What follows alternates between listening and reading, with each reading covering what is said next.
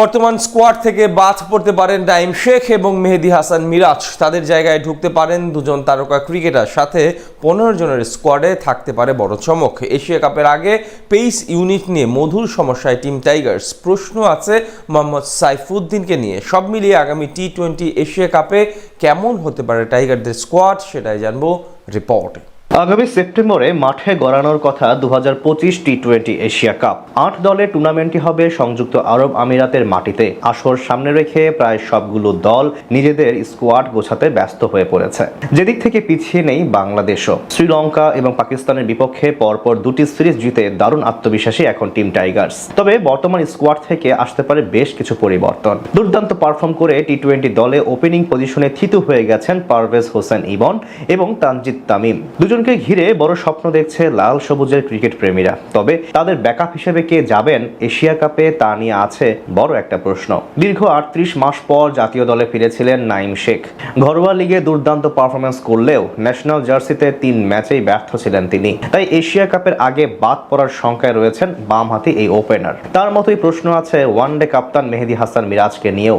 বাকি দুই ফরম্যাটে ধারাবাহিক হলেও টি-20 ক্রিকেটে মানানসই ব্যাটিং করতে পারেননি মিরাজ। পাশাপাশি বল হাতে দিতে পারেননি আস্থার প্রতিদান। তাই এশিয়া কাপের পূর্বে মিডল অর্ডারের বিবেচনা থেকে বাদ পড়তে পারে তার নাম। ওপেনিং পজিশন থেকে নাঈম শেখ বাদ পড়লে আবারও সৌম্য সরকারকে ফেরানোর সম্ভাবনা রয়েছে।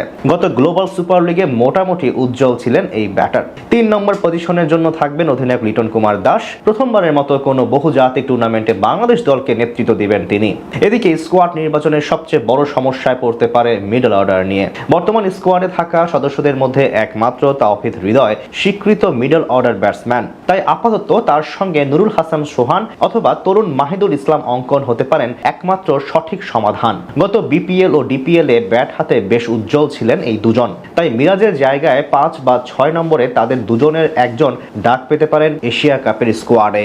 এছাড়া ফিনিশার হিসেবে দলের সঙ্গী হতে পারেন জাকের আলী অনিক এবং শামীম হোসেন পাটোয়ারি। সব দিক বিবেচনা করলে বর্তমানে জাতীয় দলের সবচেয়ে ধারাবাহিক ব্যাটার এই দুইজন। তাই টুর্নামেন্টে বড় দায়িত্ব সামলাতে হবে তাদেরকেই। স্পিন বিভাগে সবচেয়ে বড় নাম হবেন সহ অধিনায়ক শেখ মাহাদি হাসান। তার সাথে থাকতে পারেন রিশাদ হোসেন এবং নাসুম আহমেদ। বলা চলে এক বৈচিত্র্যময় স্পিন ডিপার্টমেন্ট নিয়ে আরব আমিরাতে যাবে বাংলাদেশ। পেস ইউনিট নিয়ে মধুর সমস্যায় আছেন নির্বাচকরাও। শেষ 2 সিরিজে দারুণ পারফরমেন্স করছেন শরীফুল ইসলাম, মুস্তাফিজুর রহমান ও তানজিম হাসান সাকিব। তাদের সঙ্গী হিসেবে আলোচনায় আছেন মোহাম্মদ সাইফুদ্দিনের নামও। তার পাশাপাশি সম্ভাবনা আছে তাসকিন আহমেদেরও। তবে ব্যাটিং অর্ডার থেকে একজন কমিয়ে দুজনকেই সুযোগ দেওয়ার পক্ষে অনেক বিশ্লেষকরা।